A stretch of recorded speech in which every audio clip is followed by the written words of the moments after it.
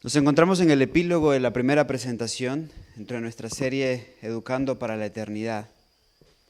Hasta aquí hemos analizado el desarrollo de en qué consiste la ciencia de la verdadera educación, cuál es la urgencia, el por qué necesitamos comprenderla para nuestros días.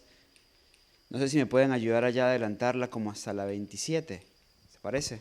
Muchas gracias, creo que lo hacen más rápido. Y quedamos en una cita de la página 17 del libro de la educación, para mí muy importante, Muy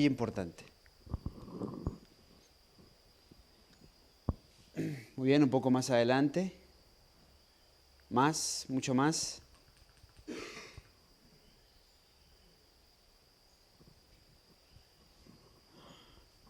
Muy bien, ayer analizamos la experiencia valdense en cuanto a la abnegación, hablamos un poco de cómo el desarrollo está basado justamente en ello, en lo que es la abnegación, creo que es una más adelante, un poco más, ahí, perfecto, ahí. Quedamos en esta declaración importante. Noten, en la educación en la página 17 se nos dice lo siguiente: cada ser humano, creado a la imagen de Dios, está dotado de una facultad semejante a la del Creador. Cuando Génesis 1 dice, hagamos al hombre conforme a nuestra imagen, según nuestra semejanza, fue real. Cada ser humano creado a la imagen de Dios está dotado de una facultad semejante a la del Creador. Ahora se desglosa. La individualidad, la facultad de pensar y hacer. Luego dice, los hombres en quienes se desarrolla esta facultad son los que llevan responsabilidades, los que dirigen empresas y los que influyen sobre el carácter. Esta es una facultad elemental dentro de los objetivos, dentro de los grandes objetivos que se propone la ciencia y la verdadera educación. Recuerden que educar es restaurar, devolver todo a la semejanza original que había con Dios. Ahora, esto es clave, pero vamos a cuidar de los extremos, como hablamos ayer, y vamos a colocar el punto que debe ser colocado. Mucha gente dice la individualidad. Entonces podemos llegar a pensar, bueno, como yo tengo mi individualidad, pues a mí nadie me tiene que decir lo que yo tengo que hacer. ¿Fue bien educado esa persona? No, es un malcriado. No fue bien educado. ¿Me hago entender? Ok, porque no se expresa en esa dirección. Fueron facultades dadas al hombre para que fuesen desarrolladas por el hombre en el medio educativo de Dios, pero para que todo ello el hombre lo canalizara en dirección al camino de Dios. ¿Me hago entender? Ahora, cuando uno expresa este tipo de pensamientos, como que, bueno, yo tengo mi propia individualidad y yo no tengo que hacer lo que otros me digan, sino solo lo que yo piense, pues hay que tener un cuidado con ese punto, porque ahí sí se puede expresar en abierta rebeldía. Más bien se puede ya confundir con el tipo de pensamiento que tuvo Satanás en el cielo a la hora de rebelarse. Pero ¿qué sí expresa esto?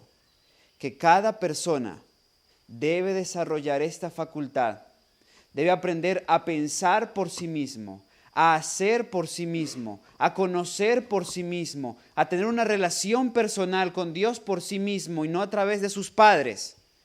Algunos de ustedes les he escuchado decir, Tomás una vez contaba en su testimonio, que él había oído del Dios de sus padres, pero que él no conocía al Dios de sus padres. Los padres son importantes y vamos a hablar del modelo educativo familiar y lo que hace la familia y la influencia de los padres, que por supuesto es vital.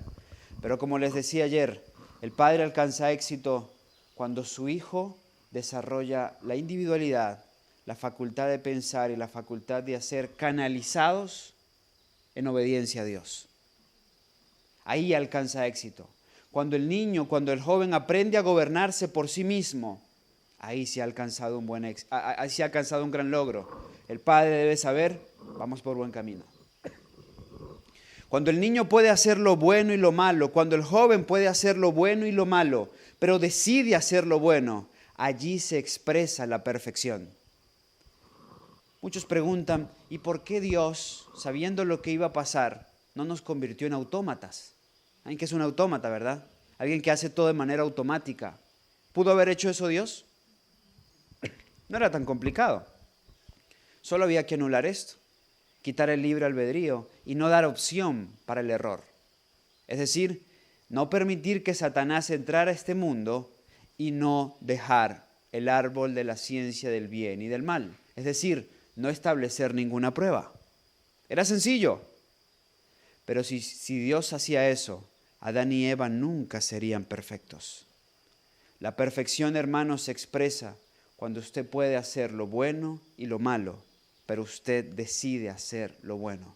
No porque lo obligan, no porque lo coercionan, no porque lo empujan, sino porque en usted se han establecido los principios divinos que le inducen a hacer el bien. Como dice las Escrituras acerca de Daniel, hacía lo bueno porque era bueno, punto. Es alguien que pasó por el modelo educativo de Dios. ¿Me hago entender? Entonces, esto no se trata de privar al joven del computador, de privar al joven del teléfono, de privar al joven porque hay gente que piensa y centra todo en eso. O sea, no hay que dejar margen para que él pueda hacer algo malo.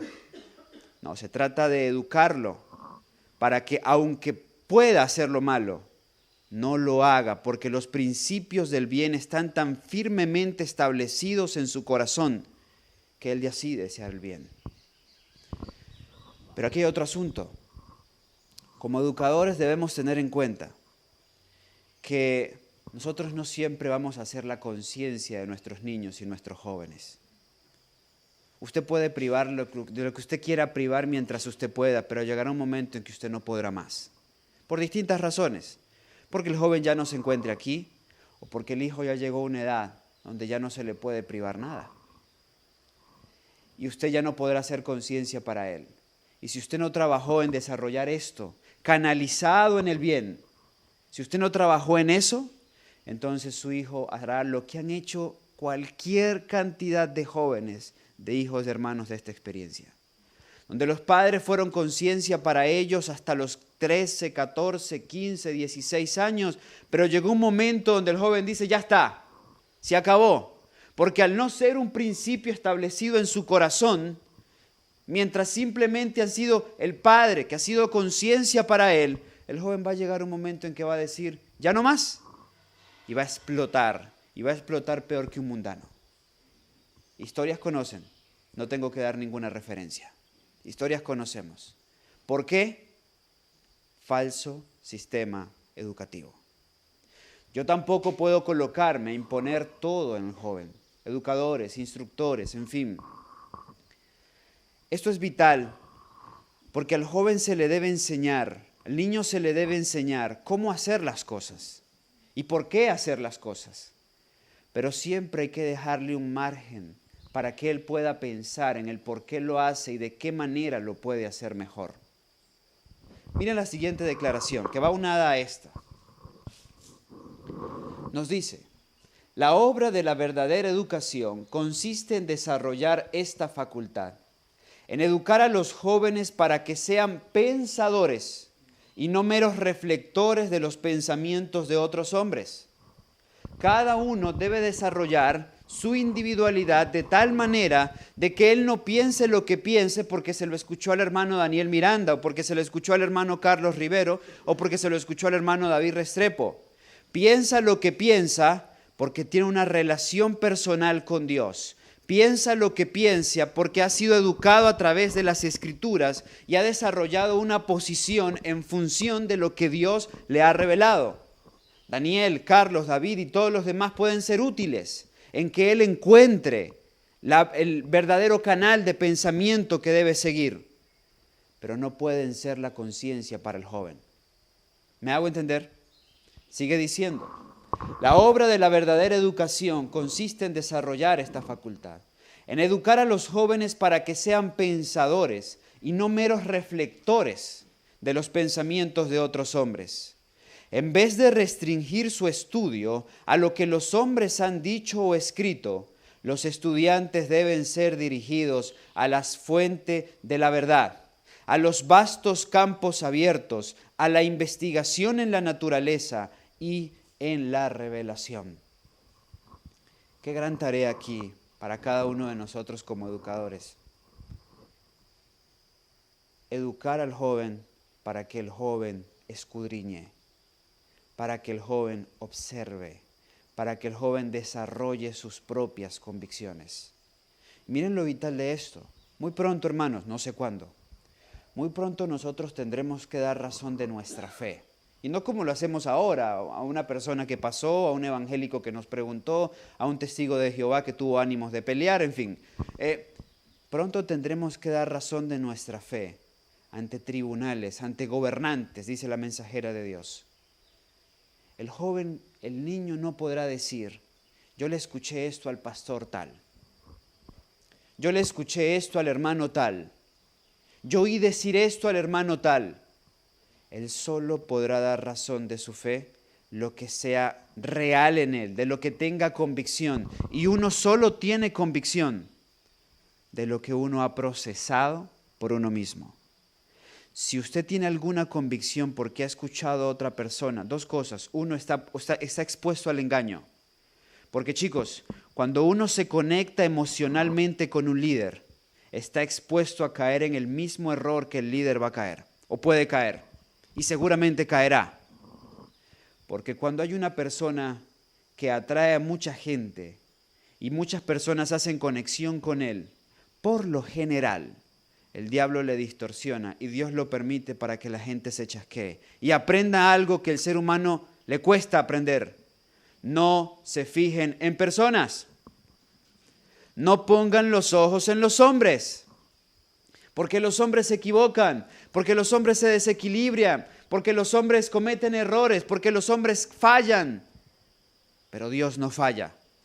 Y eso es otra lección importante en el modelo educativo que se tiene que establecer. No se mira a los hombres. Cuando una persona se conecta emocionalmente con un líder, esa persona queda expuesto a los errores de ese líder. Pero cuando la persona se conecta racionalmente a través del filtro de la palabra, si el líder hace algo, la persona tiene la capacidad, el discernimiento para entender, esto es el líder, no es el mensaje, no es el dador del mensaje, fue el mensajero, fue la persona que se equivocó. ¿Me hago entender? ¿Cuántas personas se han chasqueado de esta experiencia? El mensaje adventista, de la iglesia, de tantas cosas. No tengo un número de los casos conocidos de personas que te dicen, yo ya no volví a la iglesia porque vi esto y esto. Falso sistema educativo. Yo no volví a ese lugar porque, mire tal hermanito eso, mire las hijas de tal persona, mire que líderes y no sé qué más. Falso sistema educativo. Falso sistema educativo. Ya ahí está demostrando que no está preparado para lo que viene sobre el movimiento adventista, sobre el pueblo adventista. Por eso es tan importante desarrollar esto en cada uno de nuestros jóvenes y de nuestros niños. La facultad de pensar, la facultad de hacer y la individualidad, de donde derivan las otras dos. Una vez con los niños, me encontraba en Bolivia, están las chicas de Bolivia, se acuerdan de Munaikwiki, Miriancita de Joelito el Español, ¿verdad? Y esos niños que teníamos allá en la Fundación de Bolivia. Y yo hice una vez una prueba con ellos, ¿no? Entonces, traje dulces de un viaje que hice a La Paz, traje dulces y le presenté dulces a los niños. Y no eran buenos dulces, así que yo le traje los dulces a los niños y comencé a entregárselos. Y ellos me miraban con sorpresa, ellos me miraban a mí con mucha sorpresa, me miraban como, ¿cómo el hermano me está dando esto, no? Pienso que deberían estar pensando eso. Y yo, miren niños, les traje algo con mucho cariño, con mucho amor, tomen. Pues pensé en ustedes mientras me encontraba en la ciudad de La Paz y bueno, no quise dejar pasar ese bonito momento para traerles esto. Así que los niños confundidos, de verdad, me imagino el choque que había en su mente porque cómo el hermano nos está dando esto, quizás una manzana, quizás una pera, quizás un durazno, pero caramelos, bueno. Entonces, comencé a ver sus reacciones y dejé un periodo de tiempo, una pausa en el tiempo, y algunos comenzaron a mirar su caramelo y demás, y algunos comenzaron a destaparlo y a comerlo. Y así fui viendo a otro, hasta que llegó uno. Y de repente me dice, hermano Carlos, yo no voy a comer esto. ¿Por qué no lo vas a comer? ¿Me estás rechazando el regalo? Le dije yo. No, hermano, yo no puedo comer esto. Esto es malo para mí. A mí me han enseñado que esto es malo. A mí esto me hace mal. Yo esto no lo voy a comer. Después de eso yo me acerqué al padre y le dije, buen trabajo. Vamos bien, vamos bien. Cuando el niño, sus padres no estaban, ellos tranquilamente podían haber comido eso. Cuando el niño va desarrollando su capacidad, su individualidad, su capacidad de pensar y de hacer, independientemente de quién lo exponga, de quién le dé, de quién le pida, y se mantenga firme, estoico del lado de lo que es correcto, ahí hay un Daniel en potencia, ahí hay un José en potencia. Por eso es que esto es tan importante desarrollarlo en nuestros niños. Sigue diciendo, en vez de jóvenes educados, pero débiles, las instituciones del saber deberían producir hombres fuertes para pensar y obrar. Una vez es en el modelo que quiere establecer de control sobre el pensamiento de los niños y de los jóvenes, les termina amputando esto. Y no son luego capaces de tener iniciativa. Porque para cualquier cosa tienen que preguntar. Para cualquier cosa tienen que preguntar. Entonces, hay un equilibrio. Porque hay que instruir al joven para que valore el consejo, para que valore la instrucción. Pero no podemos amputarle su individualidad. No podemos amputarle su iniciativa. Estuve en lugares donde los jóvenes, incluso varios de ellos se me acercaban y me dijeron, hermano, no tengo iniciativa, porque he sido educado durante meses, durante años, a que todo, para hacer cualquier cosa, y hermanos, cualquier cosa, para servir la papa, había que preguntar si se servía pelada o no. Esta pared, ¿cómo se pinta? No podía tener iniciativa para decir, ¿por qué no la pintamos amarilla? No. Lo que tal persona diga, verde, y no puede ser verde oliva, y no puede ser verde manzana, tiene que ser este verde. ¿Obediencia? Bueno, por ahí podemos desarrollar obediencia, pero no estamos estimulando el desarrollo para que el joven tome iniciativas. Sigue diciendo, las instituciones del saber deberían producir hombres fuertes para pensar y obrar, hombres que tomen iniciativa. Chicos, sé que muchas cosas no dependen de ustedes, sino del sistema educativo en el que han estado en sus vidas. Pero ¿sabe qué para mí es frustrante? Y creo que para una dama también, un hombre sin iniciativa. Qué cosa terrible, hermanos. Qué cosa difícil una persona sin iniciativa. Hombres que sean amos y no esclavos de las circunstancias. Hombres que posean amplitud de mente, claridad de pensamiento y valor para defender sus convicciones. Cuando se trabaja en esa dirección, obtenemos jóvenes que son amos de sus circunstancias y no víctimas de ellas. La mayoría de nosotros somos víctimas de las circunstancias y por eso caemos en el terreno del relativismo. Es que yo estoy aquí, como estoy aquí, pues me toca comerme esto, aunque va en contra de sus principios. Eso es ser víctima de las circunstancias y no amo de las circunstancias. Daniel no era amo, Daniel no era víctima de las circunstancias, sino era señor, dueño de las circunstancias. Tengo que comer esto, no lo como, porque no va en relación a mis principios. Los jóvenes que le acompañaban, tengo que postrarme ante la estatua, y miren, ¿habían excusas? Podían haber dicho, sí, pues, Señor, tú conoces nuestro corazón. Como Naamán, solamente nos vamos a postrar, pero para mantener el buen espíritu en el lugar, para que no haya ningún tipo de disensión y para seguir ganando almas para ti. No, ellos no eran víctimas de las circunstancias. Ellos eran señores de las circunstancias. No nos postramos. Nuestra convicción no nos da para postrarnos ante la imagen. Daniel, ¿pudo haber condescendido Daniel cuando salió la prueba de la oración? Hermanos, y miren lo que nosotros hubiésemos hecho. Ustedes me dirán si estoy equivocado. Daniel capítulo 6, la prueba de la oración. Cerraba las ventanas. ¿Verdad que sí? Cerraba las ventanas. Se escondía bien en un cuartito donde nadie lo veía y no había prueba de que él estaba orando a Dios. O sencillamente, muchos de nosotros hubiésemos dicho, bueno, al fin y al cabo es un solo mes sin orar. Nadie se va a morir por un mes sin orar. Eso es ser víctima de las circunstancias. ¿Hizo eso Daniel? No. Daniel abrió las ventanas como lo solía hacer. Se postró en dirección a Jerusalén como lo solía hacer y allí oró, no tenía nada que ocultar. Él era señor de las circunstancias y no víctima de ellas. Entonces si estoy en esta situación, pues me toca mentir. Si estoy en esta situación, me toca robar. Si estoy en esta situación, me toca comer esto que no va acorde a mis principios. Eso es ser esclavo de las circunstancias. Y eso revela una seria falencia en nuestra educación. Pero note lo siguiente, porque se nos dice que estos hombres también deben poseer amplitud de mente, claridad de pensamiento y valor para defender sus convicciones.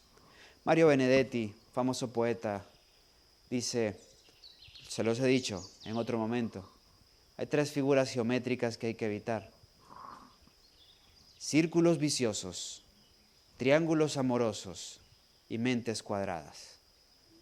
¿Qué 3 figuras geométricas hay que evitar? Círculos viciosos, triángulos amorosos y mentes cuadradas. Aquí el único triángulo que funciona en el hogar, la esposa, el esposo y Cristo. Círculos viciosos nos destruyen. Mentes cuadradas nos limitan. Bíblicamente les voy a dar ejemplos de mentes cuadradas. Pedro tenía la mente cuadrada por el sistema educativo en el que fue desarrollado. Por eso él no podía ver el trabajo que había que hacer con los gentiles. No lo podía ver. Pero había otro que no tenía mente cuadrada. Tenía otros defectos dentro de su modelo educativo, pero no tenía mente cuadrada y se llamaba Saulo de Tarso y luego lo llamaron Pablo. No tenía esa barrera, no tenía esa limitante. Por esa razón, Pablo trascendió en la historia, trascendió en la obra ministerial que debía hacer, mientras que Pedro sí hizo una bonita labor, pero en un círculo más cerrado. ¿Por qué? Porque hasta ahí fue donde se pudo extender su mente. Puede sonar un poco duro lo que digo, pero es real. Tenemos el testimonio en las Escrituras. Y cada vez que encontramos en las Escrituras un personaje que por su modelo educativo tenía limitaciones en su visión, entonces no trascendía. Lo mismo ocurre hoy. Muchos hermanos, lamentablemente muchos hermanos del sostén propio, por la mente cuadrada,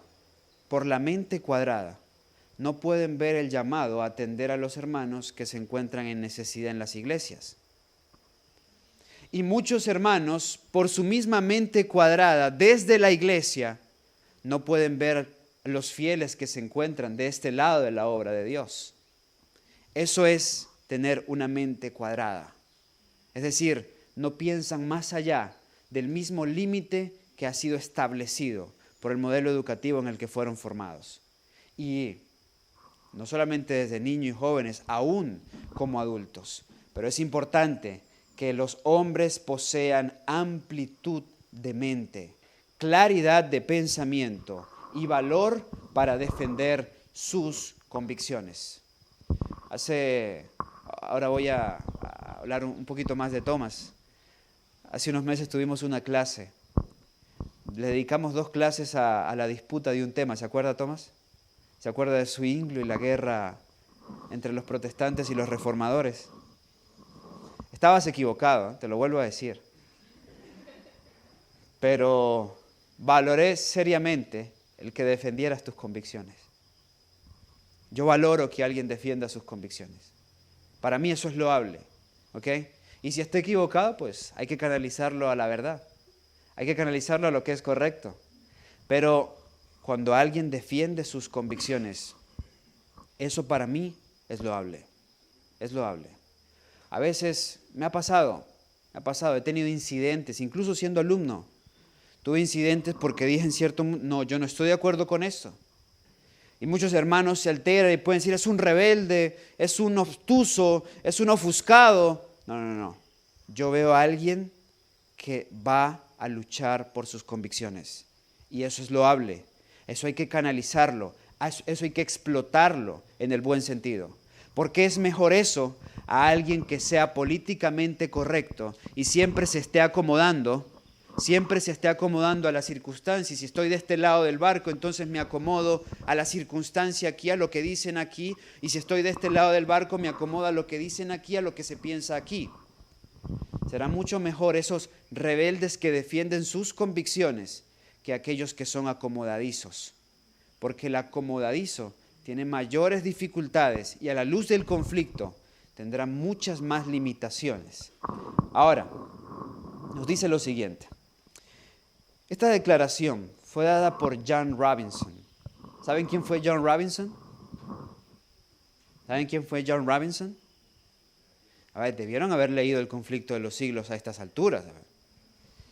John Robinson fue el hombre que despidió a los padres puritanos en el viejo mundo y que los embarcó en la embarcación que finalmente les trajo hasta las costas de América del Norte, los padres puritanos.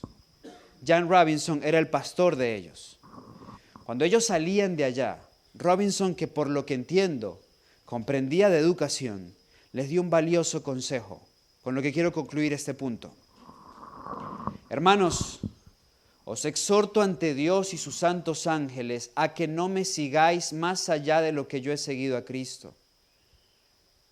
Si Dios quiere revelaros algo por medio de alguno de sus instrumentos, estad prontos a recibirlo, como lo estuvisteis para recibir la verdad por medio de mi ministerio. Pues seguro estoy de que el Señor tiene más verdades y más luces que sacar de su santa palabra. ¿Saben cuál fue la diferencia entre los que se quedaron en el luteranismo, en el presbiterianismo, en la iglesia bautista y los que finalmente se unieron al movimiento adventista del séptimo día? Los del movimiento adventista tomaron este consejo, dice la mensajera de Dios. Los luteranos decidieron llegar hasta donde Lutero los dejó. No pensaban por sí mismos. Los presbiterianos decidieron llegar a donde John Knox los dejó.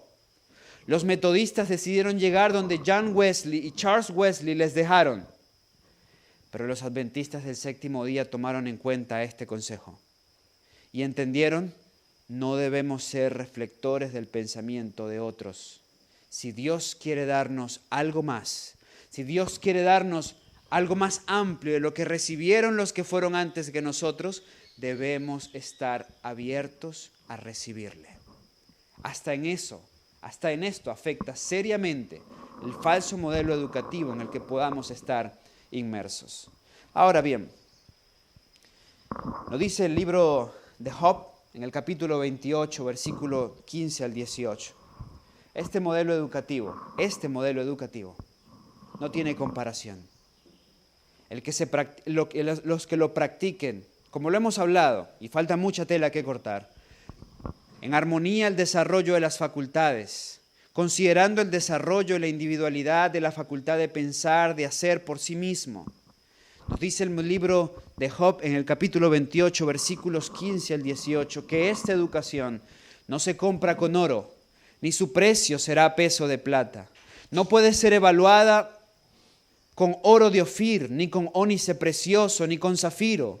El oro no la igualará ni el cristal, ni se cambiará por objetos de oro fino. No se hará mención de coral ni de cristal. La sabiduría vale más que las piedras preciosas. Una persona educada en el modelo de Dios es una gran bendición. Para mí, hermanos, los 144,000 son una realidad hoy. Caminan, respiran, se mueven y están siendo educados por Dios. No sé dónde están. No sé si aquí hay. Amén. Amén. Ojalá que aquí estén personas que sean parte de los 144,000. Pero existen, se mueven y tengo la convicción de que están siendo educados por Dios. Están siendo llevados en este proceso. Pues con las características que hemos hablado, de lo que busca y promueve la verdadera educación, esas características son las mismas que en otras palabras lees en Apocalipsis 14. Hombres que no siguen a hombres, sino siguen al Cordero donde quiera que el Cordero va. Hombres que piensan por sí mismos, hombres desarrollados en la integridad, desarrollados física, mental y espiritualmente, porque hay armonía en el desarrollo de los 144,000. Hay un punto clave con el que quiero terminar.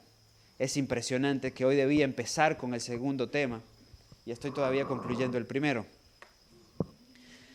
Pero hay un punto más con el que yo quisiera cerrar. Porque esta educación solo es posible a través de algo. Y leeré para ustedes el libro de la educación. ¿Saben? Les decía ayer que hay personas que satanizan la ciencia. ¿Recuerdan? Hay personas que satanizan la ciencia. Les dije que estuve en medio de una congregación menonita al norte de la Argentina. Gente que solo, los menonitas son los que viven como si fueran el siglo XIX, ¿ok? Con modelo educativo interesante, con grandes distorsiones. Una de ellas es, no valora, haya una opresión hacia el género femenino, pero también todo es con Biblia. Y usted puede decir, oye, qué bonito, todo es con Biblia. Bueno, es una Biblia que está en alemán antiguo, que ellos no entienden, solo repiten por repetir para comenzar por allí. Y segundo, pues no hay una practicidad inherente en la enseñanza de la Biblia.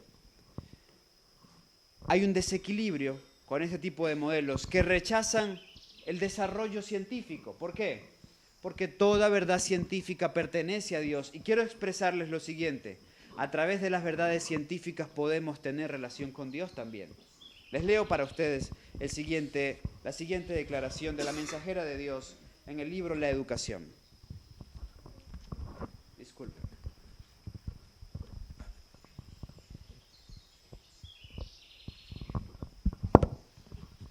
Aquí está. Todo verdadero conocimiento y desarrollo tienen su origen en el conocimiento de Dios. ¿Qué dice? Todo verdadero conocimiento y desarrollo tienen su origen en el conocimiento de Dios. Doquiera nos dirijamos al dominio físico, mental y espiritual, cualquier cosa que contemplemos fuera de la marchitez del pecado, en todo vemos revelado este conocimiento.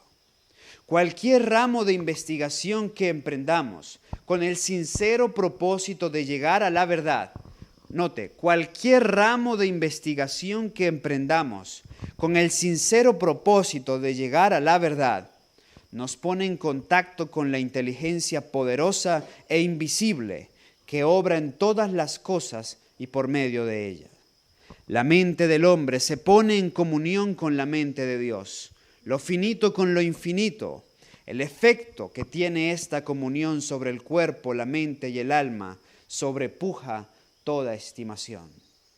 Cuando con deseo sincero usted estudia la anatomía y la fisiología, Dios le habla a usted. Usted estudia los astros, la astronomía, no la astrología. Usted estudia la astronomía y Dios le va a hablar a usted. Usted estudia la física y Dios habla a través de la física, pues ¿quién es el Padre de todas esas áreas? ¿Quién es el creador de todas las cosas? ¿Quién es el Señor de todas las cosas? Y a través de esas ciencias incluso entramos en comunión con Dios. Personas que privan a los hijos del desarrollo de estas áreas, las satanizan, es un desequilibrio. Eso proviene de Dios. Nos dice, en esta comunión se halla la educación más elevada. Es el método propio que Dios tiene para lograr el desarrollo del hombre. Finalmente, leamos Job 22:21.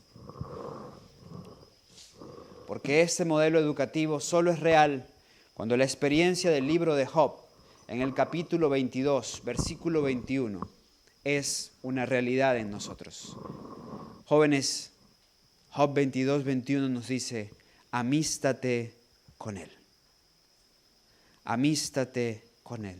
En otras versiones, hagan amistad con el Señor. Ahí está el desarrollo de ustedes. Hagan amistad con el Señor. Y en amistad con el Señor desarrollen su individualidad, sus facultades físicas, mentales y espirituales, y serán un espectáculo. Y padres, ese es el reto que tenemos con nuestros hijos. La mensajera de Dios nos dice, el que coopera con el propósito divino para impartir a los jóvenes un conocimiento de Dios y modelar el carácter en armonía con el suyo, hace una obra noble y elevada. Y esa es la tarea. Hermanos, esa es la invitación.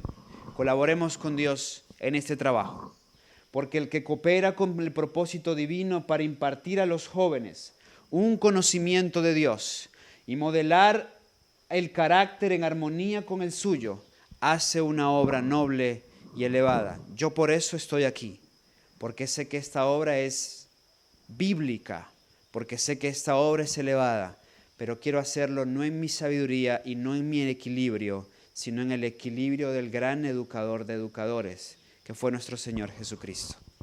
Estoy cansado y triste al ver cómo los desequilibrios de antaño han traído tantos malos resultados para la obra de Dios.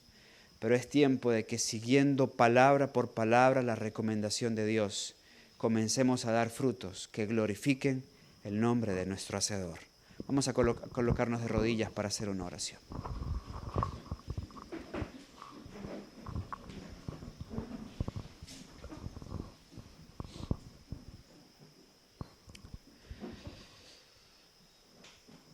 Querido Padre Celestial, en esta mañana una vez más estamos agradecidos contigo por tus múltiples bendiciones.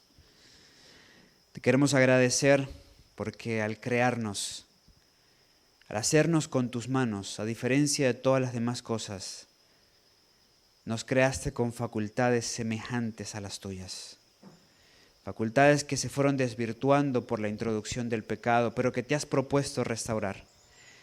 Nos aferramos a la promesa que el que la buena obra empezó no la deja hasta terminarla. Y sabemos, Señor, que en nuestras vidas, una vez más, en cada una de nuestras facultades, se verá reflejada tu imagen para gloria tuya. Como padres te pedimos por nuestros hijos. Edúcanos, instrúyenos. Como educadores te pedimos por nuestros alumnos. Ayúdales, Señor, establéceles en ti, sin desequilibrios, sin errores, en la perfección de tu palabra y en la perfección de tu carácter. Es nuestra oración, es nuestro deseo y nos encomendamos en tus manos en este día que tenemos por delante. En el nombre de Jesús. Amén, Señor.